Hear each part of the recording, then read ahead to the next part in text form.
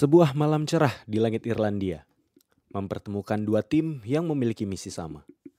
Tim asal Jerman yang memiliki form terbaik di Eropa, sang juara Bundesliga, dan pemegang rekor terbanyak dalam urusan tidak pernah kalah bernama Bayer Leverkusen. Melawan tim asal Italia yang bertengger di peringkat 5, sering ditinggal punggawanya di awal musim, tetapi membuktikan diri untuk selalu bangkit bermusim-musim. Atalanta. Tim bernama Atalanta keluar sebagai pemenang dengan skor telak 3-0. Tetapi bagaimana Atalanta bisa memenangkannya? Berikut penjelasannya.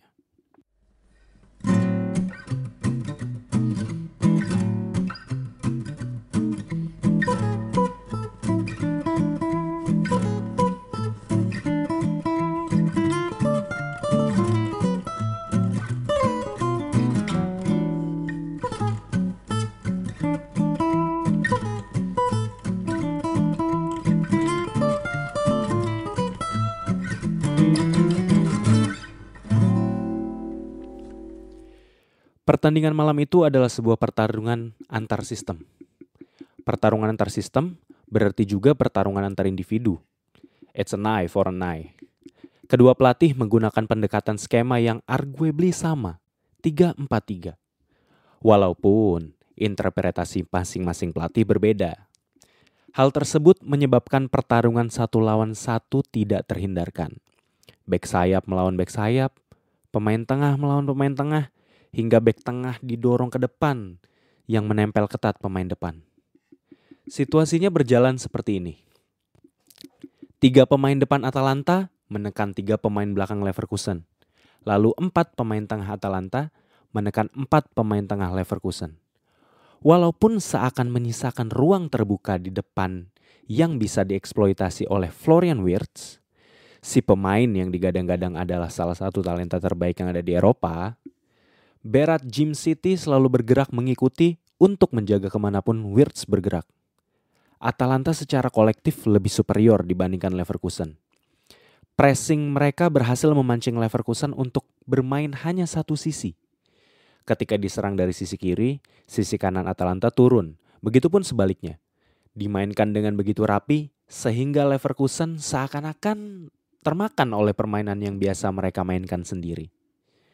Atalanta secara konsisten berhasil memenangkan bola pada sepertiga akhir pertahanan Leverkusen. Pertahanan man marking mereka yang beresiko tinggi sangat jarang gagal, memaksa Leverkusen terkurung dan kesulitan untuk mengembangkan permainan. Leverkusen bukan tanpa kesempatan. Pada menit ke-33, Alex Grimaldo berhasil memainkan bola ke depan yang diterima oleh Florian Wirtz dan melakukan kombinasi 1-2 untuk menyerang ruang kosong di belakang. Dengan tingginya pertahanan Atalanta, ruang di sepertiga akhir Atalanta sangat rentan terhadap umpan terobosan. Juan Musso yang pada pertandingan ini bermain sebagai sweeper kiper tentunya menjadi satu-satunya pemain yang menutup ruang di belakang.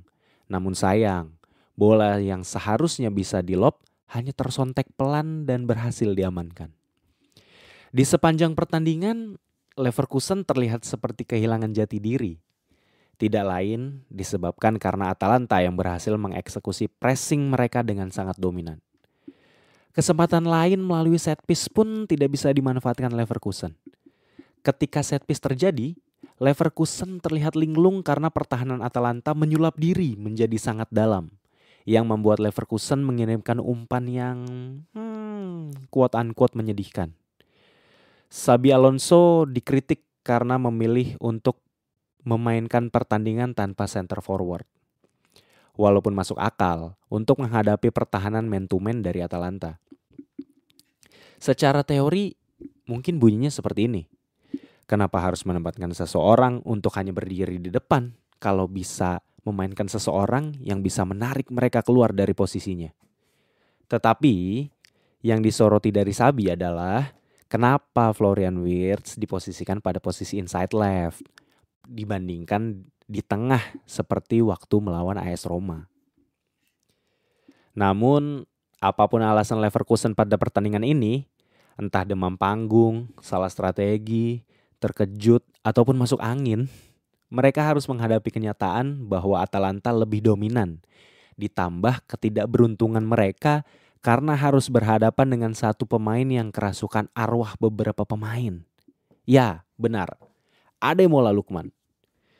Mengutip perkataan yang pernah dikatakan Rangga bahwa setiap orang ada masanya dan setiap masa ada orangnya, malam itu adalah malamnya Ademola Lookman. He's him. He is the hero. That night he is immortal. Malam itu dia bergerak seakan dirasuki oleh arwah pemain-pemain yang pernah bermain untuk Atalanta. Insting gol milik Duvan Zapata, kaki kanan milik Papu Gomez, dan kaki kiri Josep Ilicic. Gol pertama dia bergerak dengan insting. Gol kedua dilakukan nutmeg. Dan yang ketiga ada step over.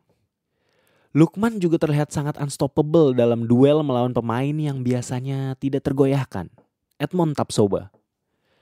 Unstoppable streak Leverkusen seakan ditakdirkan untuk kandas ketika sistem bermain yang baik bertemu dengan pemain beringas. Kalau diibaratkan sebuah pertunjukan kuda lumping, atraksi yang sudah disiapkan disempurnakan oleh pemain yang kesurupan. Yang harus diberikan kredit selain Ademola Lookman tentunya sang allenatore Giampiero Gasperini. Bersama Atalanta sejak 2016, menjadi salah satu pelatih yang memodernisasi permainan tim Serie A yang terkenal lebih bertahan, menjadi atraktif dan menyerang. Selalu bisa mencari jalan keluar dan menyulap pemain seadanya menjadi luar biasa. Menjadikan trofi ini menjadi titik kulminasi dari perjalanan karirnya. Istilah korporasi overachieve layak disematkan kepada Gasperini yang menurut Rangga KPI-nya hanyalah bermain bagus. Memberikan trofi yang terakhir kali dimenangkan oleh tim asal Bergamo ini pada tahun 1963. Kurang overachieve apalagi. Berada di pinggir lapangan memakai celana jeans. Memainkan taktik YOLO tanpa beban walaupun sebelumnya kalah di final Coppa Italia. Memenangkan pertandingan 3-0. Rasanya tidak berlebihan untuk memberikan pujian terhadap Gasperini yang memiliki kunci abadi ke kota Bergamo. Karena pujian tidak berlebihan, mungkin pertanyaan deh kita lontarkan. Kunci kota mana lagi yang mau didapatkan?